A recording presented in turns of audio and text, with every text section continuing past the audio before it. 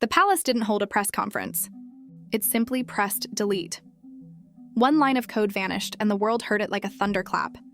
On the official royal website, the polished digital cathedral of the crown, 2 biographies were quietly rewritten. No fanfare, no farewell, just absence. Reporters noticed first, then fans, then critics.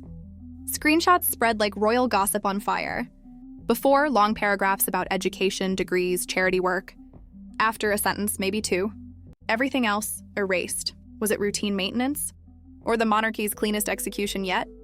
Because in a family built on image, deletion is discipline. Within hours, social media trembled. Royal website update trended worldwide. Theories collided. Some said the palace wanted to simplify. Others whispered it was punishment. And then, like clockwork, an alleged email surfaced, a message reportedly tied to a university contact in Illinois. An email that seemed to question timelines, degrees, and official claims. The kind of message that lands in inboxes at the exact moment a story needs fuel. Coincidence? Or choreography? The Sussex camp said nothing. The palace said less. And the silence grew teeth. You could almost hear the tension humming through the kingdom. Who controls the truth when history is edited in real time? According to insiders, the update was ordered late one Friday night after a routine review. But nothing about royal timing is routine. Every comma is cleared by hierarchy, every phrase debated in corridors hung with portraits of perfection. So when those paragraphs disappeared, it wasn't oversight, it was message control.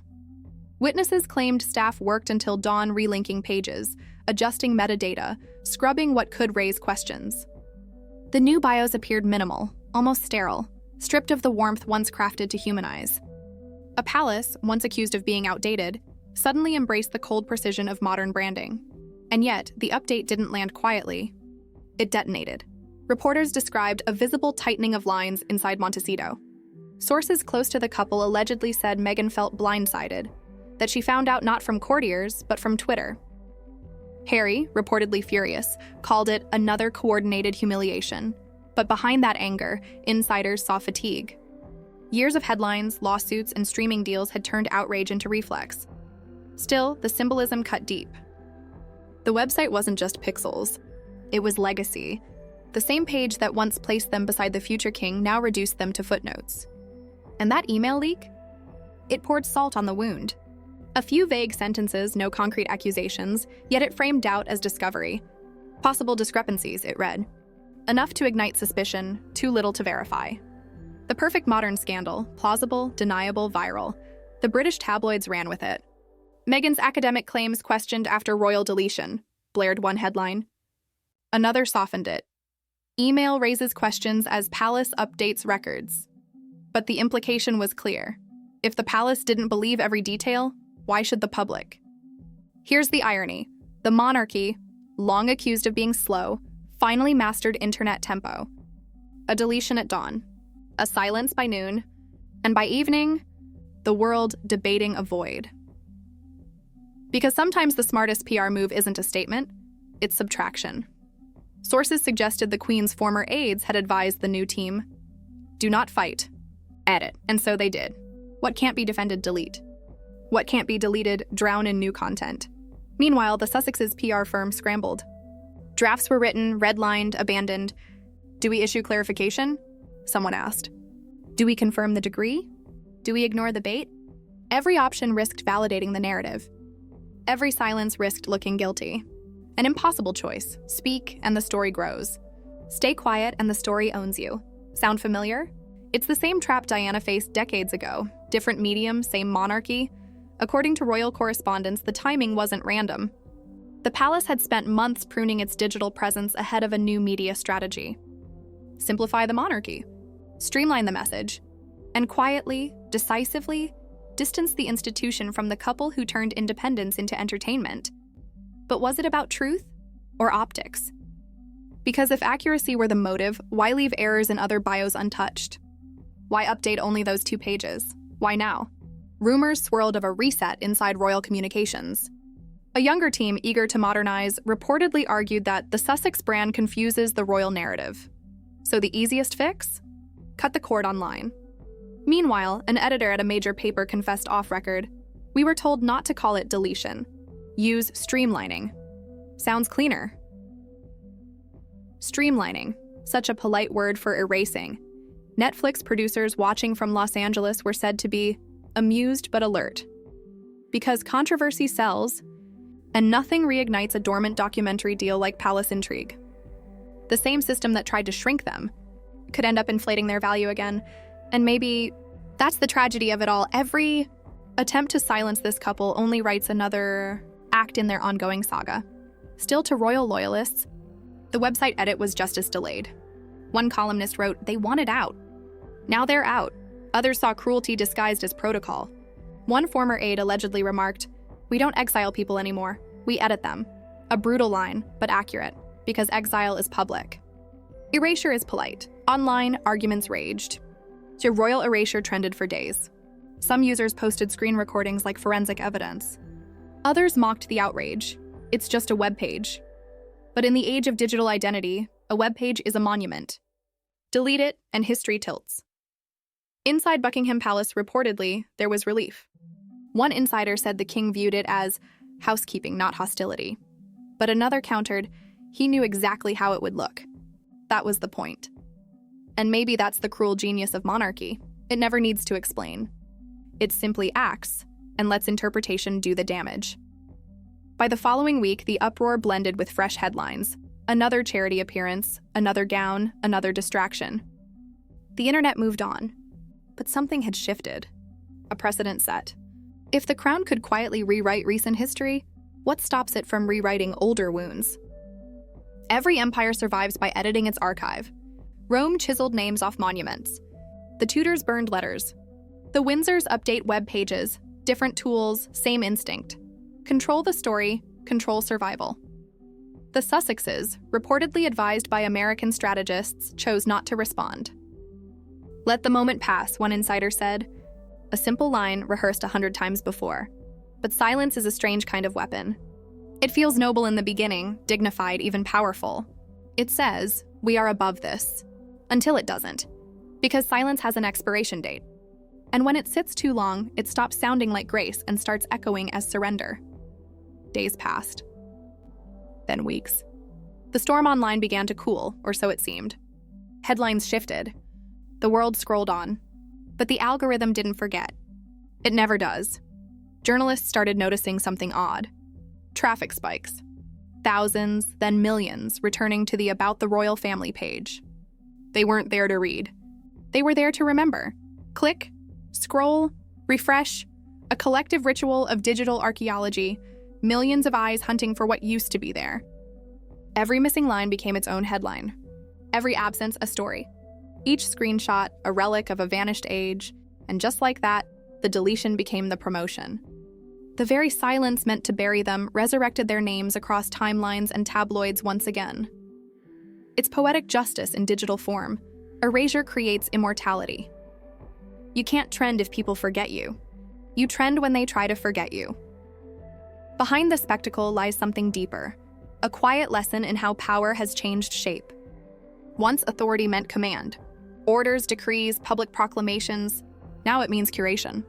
Who gets included? Who gets cut? Whose story is told and whose story is tidied away? Delete what threatens the narrative and call it modernization. That's the new diplomacy. No crown, no scepter, just a cursor. But people notice. They always do. Because in 2025, deletion isn't disappearance. It's a signal flare. It tells the world, there's something here you weren't supposed to see. The supposed email leak, whether real or rumor, underscored that fragility. It didn't have to be explosive to be effective. Just whispered enough to stir doubt, forwarded enough times to become legend. A single message, subject line, signature, metadata, capable of rattling an institution that has outlived empires.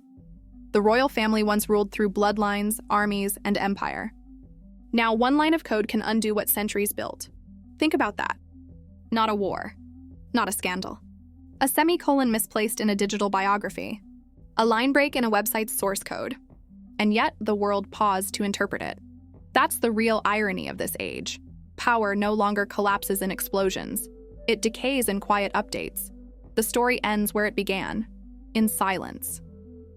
The royal website stands in its minimalist perfection, a digital palace stripped of sentiment. No traces of the old paragraphs. No footnotes explaining why. The palace appears unbothered, the Sussex camp unbroken. Two sides staring across a digital moat, their reflections distorted by the ripples of public opinion. History won't remember the font or the layout. It will remember the feeling. That shared gasp when millions realize that erasure is the new exile. That absence is the most elegant form of control. Because that's what the palace mastered, the art of invisible influence. No press conferences, no arguments. Just the slow erasing of context until only the narrative remains. And when the next edit comes, and it will, most won't even notice. That's how control works now. Not with headlines, with absence. Not with shouting, with subtle rearrangements of text.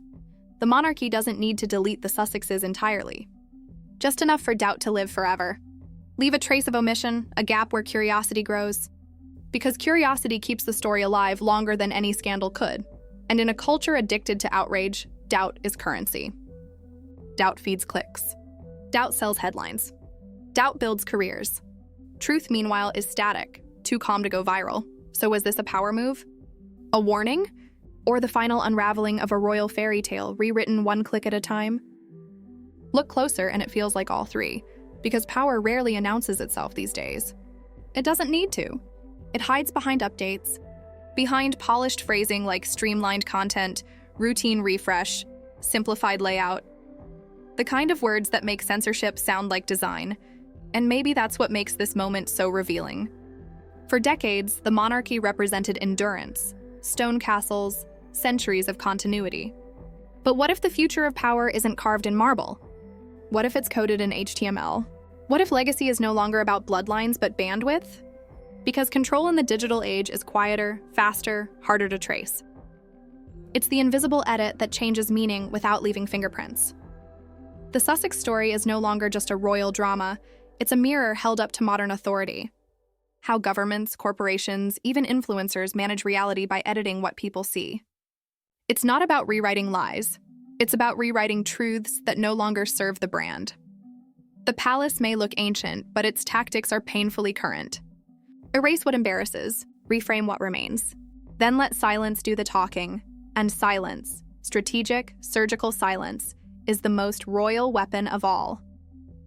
Weeks later, the outrage softened into myth. You could almost hear the internet moving on, one scroll at a time. But under that still surface, curiosity still simmered. Because no one forgets being told to forget. The deletion became a ghost story people couldn't stop retelling. Every podcast, every Reddit thread, every late-night TikTok recap dissecting what used to be on that page. It's ironic.